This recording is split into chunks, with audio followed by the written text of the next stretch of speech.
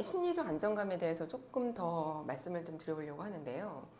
심리적 안정감은 저는 이제 원래 그전부터 조직 문화에 대해서 이야기를 할 때 굉장히 많이 고민을 했었던 어떤 주제이기는 한데, 이번에 미국에 학회를 다녀오면서 에이미 에드먼스는 제가 직접 봤잖아요. 이제 그리고 제가 이 심리적 안정감에 대해서 더 공부를 많이 하게 됐어요.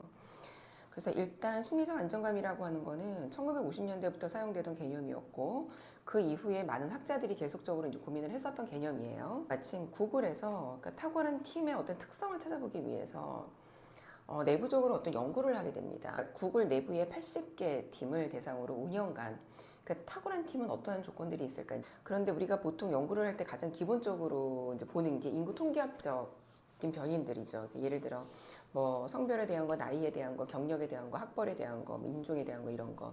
근데 이런 것들과 탁월한 팀의 어떤 그 뭐 뚜렷한 그런 것들이 이제 발견되지 않더래요. 이제 그 당시에 심리적 안정감이라고 하는 걸 에이미 에드먼슨이 계속 연구를 해 왔었던 거예요. 그 주제가 약간 이제 이슈가 됐었죠. 이제 그리고 나서 그러면 심리적 안정감을 한번 대입을 해보면 어떨까라고 해서 대입을 해봤더니 이제 오히려 그게 맞아 떨어지더라 이렇게 된 겁니다. 그러면 이제 이때 구글에서는 이러한 연구를 왜 하게 되냐면 아리스토 프로젝트라고 합니다. 이거는 2016년도에 발표가 됐고, 그러니까 5년 전이니까 2010년 정도부터 이제 조사를 했었겠죠. 아리스토텔레스가 이런 말을 합니다. 그러니까 전체는 부분의 합보다 크다. 이거 제가 팀장 리더십 할 때 맨날 말씀드리는 건데, 얘가 100을 하고 얘가 100을 하면 둘이 합쳐서 200을 하는 게 아니라 250을 한다는 거예요. 그래서 전체는 부분의 합보다 커요. 그러니까 팀이 가지고 있는 힘이 굉장히 강력하다라는 거죠. 그래서 그거를 알아보기 위해서 이제 했었던 거죠. 그런데 결국에는 이 심리적 안정감이라고 하는 게 탁월한 팀의 어떤 특성이더라라고 이제 나옵니다. 자신의 생각을 가감 없이 자유롭게 표현하고 솔직한 피드백을 주고받으면서 생산적인 결과를 이끌어내는 분위기. 불가피하게 발생되는 의견 충돌에 대해서 구성원 개개인이 심리적으로 타격을 받지 않는 상태. 일단 자유롭게 생각을 표현하는 것 자체가 우리는 어렵고, 또 솔직한 피드백? 상대가 기분 나쁠까봐 못하게 되는 경우들도 있고, 또 게다가 상대가 나보다 직급이 높아 두려워서 우리가 말을 잘 못하죠. 그러니까 이런 것들이 사실은 심리적 안정감이 보장되어 있지 않은 조직이라는 거예요. 직장 내 침묵에 관한 기초 연구 이런 게 있어요. 뉴욕 대학교의 연구인데, 이거는 이제 질적 연구를 합니다. 그러니까 사람들을 데려다가 인터뷰한 거예요. 근데 그 조직 내에 침묵이 만연한 이유에 대해서 조사를 한번 해봤더니 이런 인터뷰 내용들이 이제 나옵니다. 동료들이 자신을 좋지 않은 시선으로 볼까봐, 내가 이렇게 했을 때 저 사람들이 나를 어떻게 생각하지, 이런 거 있죠. 그리고 보복이 두려워서, 그리고 누군가를 당황시키거나 언짢게 하고 싶지 않아서. 인터뷰 그 대상자들 전부가, 그러니까 100%가 최소한 한 번 이상은 문제를 제기하려다가 주저한 경험이 있다. 자, 이렇게 답변을 합니다. 근데 우리 조직은 어떤가 한번 보세요. 그러니까 어떠한 문제에 대해서 내가 이야기를 하고 싶은데, 그러니까 주저주저 하게 돼서 얘기를, 야, 차라리 얘기하지 말지 뭐. 심리적 안정감이 떨어지는 조직 내 어떤 대화에 대해서 나온 게 있는데, 높은 분이 물어보는 거예요. 자, 획기적인 아이디어 있으면 한번 얘기 한번 해보세요. 대학 다니는 아이가 있습니다.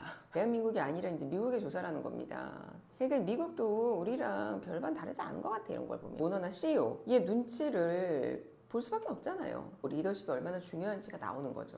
심리적 안정감이 떨어지는 조직의 예가 이제 나오는데요. 혹시 디젤 게이트라고 들어보셨을 거예요? 폭스바겐 디젤 게이트, 그 배기가스 배출량을 조작했었던 이런 이제 이벤트가 한 번 있었죠. 조작한 게 맞대요. 당시에 폭스바겐 CEO가 부인을 합니다. 책임을 지고 물러나게 돼요. 당시의 CEO가 마틴 비터콘이라고 하는 사람인데, 이 사람이 퇴임하고 나서 이제 여기저기서 증언들이 막 나오는 거예요. 그래서 증언들을 보니까 폭스바겐에는 강력한 압박이 존재했다.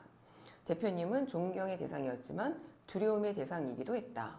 좋지 않은 소식에는 큰 소리가 나거나 모욕당하는 일이 다반사였다. 이렇게 직원들이 증언을 합니다. 왜 아이들을 보면은 저 아이가 왜 저런 행동을 했어? 저거 어디서 배웠을까? 보면 사실 부모한테 배우죠. 그러면 리더들도 마찬가지인 게 그 위에 있는 리더한테 배웁니다. 우리는 이렇게 상사를 보면서 야, 나는 저러지 말아야지 이렇게 생각할 때 있어요. 근데 우리는 되게 이상한 게 아이러니하게도 그걸 알게 모르게 배웁니다. 폭스바겐은 골프라고 하는 차가 있어요. 전 CEO예요.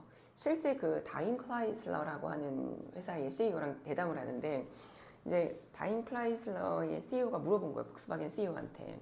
그 당시에 CEO는 페르디난도 피에이라고 하는 CEO였는데 야 골프 되게 멋져 어떻게 이제 이런 것들을 만들었어? 하고 물어본 거예요. 그랬더니 그 당시 CEO가 뭐라 그랬냐면 골프의 성공은 심리적으로 불안한 환경을 만들어서 동기부여를 하는 방식이었다 이렇게 말을 합니다. 직원들이 증언을 하기를 너희들에게 6주 시간을 준다. 그 안에 어떤 조건의 차를 만들어. 만약에 만들지 못하면 당신은 해고야. 마틴 비터콘이라고 하는 CEO가 예전에요. 2015년, 16년 이때 독일에 자동차 모터쇼가 있었어요. 근데 거기에 우리 현대차가 이제 전시를 하게 됩니다. 근데 현대차에서 이 핸들 뭐 흔들리지 않는 핸들인가 뭐 조금 이제 세계 최초로 어떠한 이제 기술을 거기다가 접목을 시킨 거예요. 근데 이게 유튜브 찾아보시면 있어요. 이 CEO가 자동차에 앉아서 핸들을 막 만지고 하는 모습이 이제 보이거든요. 근데 이제 폭스바겐이 생각을 했을 때 현대차는 우리보다 살짝 아래라고 생각을 했어. 근데 얘들이 우리보다 먼저 이 기술을 개발을 했다고 그래서 이제 열받은 거예요. 그래서 이제 그 담당 기술 책임자를 막 이렇게 부르는 비숍하고 이렇게 부르는 장면이 지금은 제가 찾아보니까 그 장면은 없어요. 근데 이게 다 유튜브로 그 당시에 이제 공개가 됩니다. 어떤가 우리도 그러니까 하고 싶은 말을 내가 마음껏 할 수 있나? 조직에서 어떤 의견을 제시하려고 할 때 암묵적으로 작용하는 어떠한 규칙이 우리 조직은 없을까? 직장에서 의견을 제시할 때 작동되는 암묵적인 규칙이라는 게 있더라고요. 그러니까 5가지예요. 첫 번째, 상사가 관여하는 업무에 대해서는 비판하지 마라. 두 번째, 확실한 증거가 없으면 말하지 마라. 세 번째, 상사의 상사가 함께 있을 때는 문제를 제기하지 마라. 자, 네 번째, 상사의 체면이 깎이지 않도록 여럿이 있는 자리에서는 부정적인 이야기는 하지 마라. 다섯 번째, 문제 제기는 해고로 이어질 수 있다. 그런데 우리는 이런 것들을 예전에 직장 예절이라고 배우기도 했습니다. 야, 넌 그렇게 센스 없게 팀장님 앞에서 그런 말을 하냐? 이렇게 되면 어떻게 좋은 아이디어가 조직 내에 반영이 되겠습니까? 그러니까 아이디어는 어떻게든 막 이야기를 해서 엉뚱한 아이디어야. 근데 저쪽도 엉뚱한 아이디어를 냈어.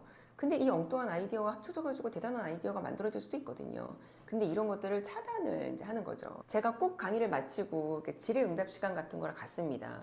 질문 있는 분 손 한 번 들어보세요. 대한민국 질문 안 하는 거 아시죠? 그러니까 질문을 하고 싶은데 나중에 저한테 인스타그램 DM으로 와요. 선생님 저 사실은 질문하고 싶었는데 또는 인사드리고 싶었는데 또는 뭐 하고 싶었는데 그래 DM으로 오는 거예요. 그래서 왜 그랬냐 그랬더니 부끄럽다. 그리고 또 질문으로 인해서 시간이 지체되면 사람들이 싫어할 것 같다. 그리고 이런 질문 해도 되나? 바보 같아 보이지 않나? 이런 생각들을 할 것 같다. 심리적 안정감을 갖추기 위한 3가지 방법을 책에서 나열을 하고 있는데 3가지 방법 다음 시간에 말씀드리도록 하겠습니다.